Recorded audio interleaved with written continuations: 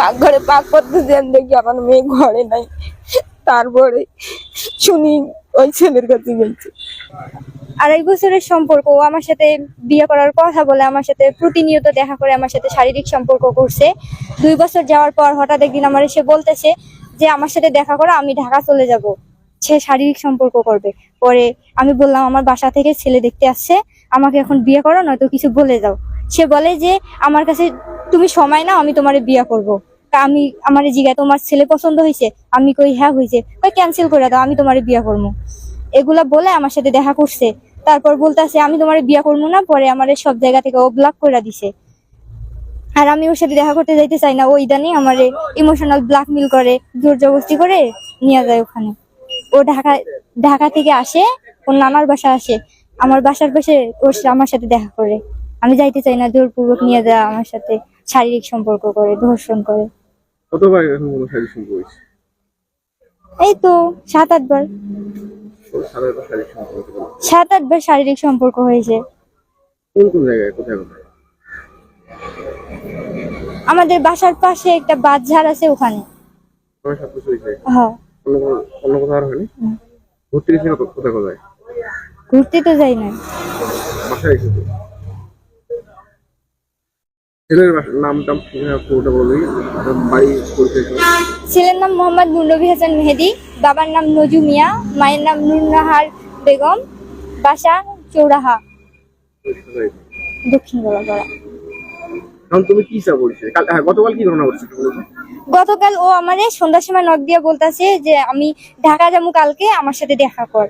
তা আমি কইছি আমি দেখা করবো না, দেখা করলে ধরা পড়লে কপালে দুঃখ আছে, না তো বিয়া দিয়ে দিবে। তাই এটা আমি ম্যানেজ করে আনিমু, তুই আমার সাথে দেখা কর।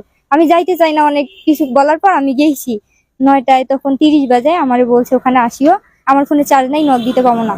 পরে গেছি, যে বলতেছে আমারে আমি তো কিছু করবো না, ও আমারে জোর জবরদস্তি করে রান্নাটা সরাইছে, শারীরিক সম্পর্ক করবে। আমি চিল্লাইতে ধরছি, ও আমার মুখে হাত দিছে। পরে হাতটা সরে আমি চিল্লাচিল্লি করছি, আব্বু এসে ধরছে ওরে। হ্যাঁ করছে তো। পরে আব্বু ধরছে। কতক্ষণ সময় লাগছে? 10 মিনিট, 10 মিনিট, 15 মিনিট, 20 মিনিট। পরে তারপর আব্বু আসছে, এসে ওরে ধরছে, ও পালাইছে। পরে দোলাবাড়ির মাঝে ওরে ধরছে, ধরে এটা আটকায় রাখছে। ওর আন্টি এসে বলে যে আমার ছেলেকে রাস্তায় ধরছে, এগুলো মিথ্যা কথা। ওর মামা এসে একটা লাঠি নিয়ে আব্বুকে মারতে গেছে, জোর জবরদস্তি করে আব্বুকে সরাই দিয়ে ওর ভাগিনাকে নিয়ে গেছে।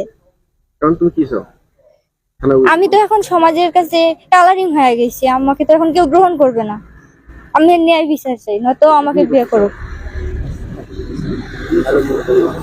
আমি ওরা বিয়ে করতে চাই। ও যদি এখন আমার বিয়ে না করে, আমি তো মামলা করছি, এখন থানায় যদি ন্যায় বিচার না দেয়, আমি নিজের জীবন নিজেই শেষ করব।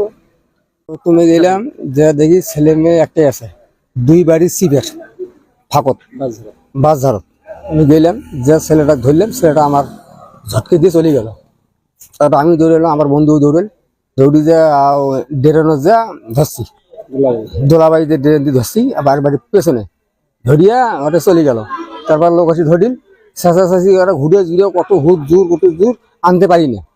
আমার বন্ধুটা ওরা তলতে গেছি, তলতে পাই না, অনেক ন্যাংরা হয়ে গেছি। তারপর কি করলাম, ফের উঠতে দিই না। তারপর ওই উঠে অবস্থায় বাস ধরিয়া ইয়ের যে খালা আছে, তার খালার ডাক পাচ্ছে, আন্টিকে ডাক পাচ্ছে। ইয়ের আন্টি ডিকির বেঁধে দৌড়িয়েছি মুখ করে, তুই খুব বাড়ি গেছিস, হ্যাঁ মাগি বসিস, তোমাকে মুখ মাগি বসং, হ্যাঁ তুই কি ধরনের কথা তোকে দেখিস এমনি, তোকে আমি দেখবো। এই কথা কষ্ট আমার চেঁড়ার সাথে ঘুরে জোরে না কাছি, চেঁড়া পার করি আনবো। এ আসে আগ পেয়ে খাড়া হয়েছে মেয়েটা, চেঁড়াটার খালা। এলা আমি মেয়েটাকে কামকে হাত দেই, আমি মেয়েটাকে হাত দেই না, হুজুর আমি ছেলে টানি, ওয়াই ঠেলি দে, আমি পেকে টানি, ওয়াই ঠেলি দে। করতে করতে করতে করতে কিছুক্ষণ পর ওর যে ছেলের মামা ফোন দিয়েছে, দোকান থেকে গেছে। দোকান থেকে যেয়ে আমি বাড়ি থেকে একটা ঠেঙ্গা আনছে, ওই যে একটা গাছের ঠেলা আনছে, ঠেলা নিয়ে শিখিছি। কাছে আমার ভাগিনা কে মারছে রে, ভাগিনা আমার কে মারছে রে, আমাকে কিন্তু মারিবার আসতেছে। আসি কাম আবার ধরছে, আমার যে শ্বশুর না ধরিয়া নাড়িতে কাই নেছে।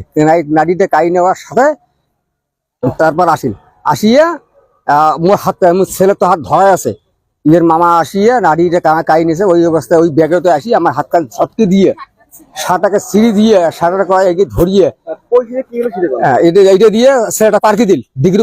গতকালকে আমার জামাই ফোন দিয়ে বলতেছে যে এরকম ঘটনা, তুমি চলে আসো। তো আমি আসি, শুনি যে নাকি এই ধরনের হয়ে গেছে। তো আমি তখন বললাম যে না, ঠিক আছে, এটা বিচার, আমরা ন্যায্য বিচার চাই।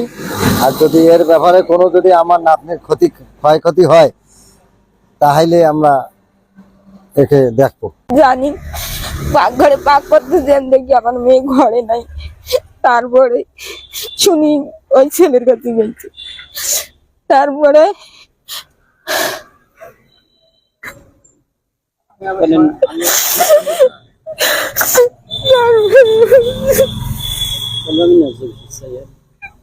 তারপর কি হয়েছে বলুন? তারপরে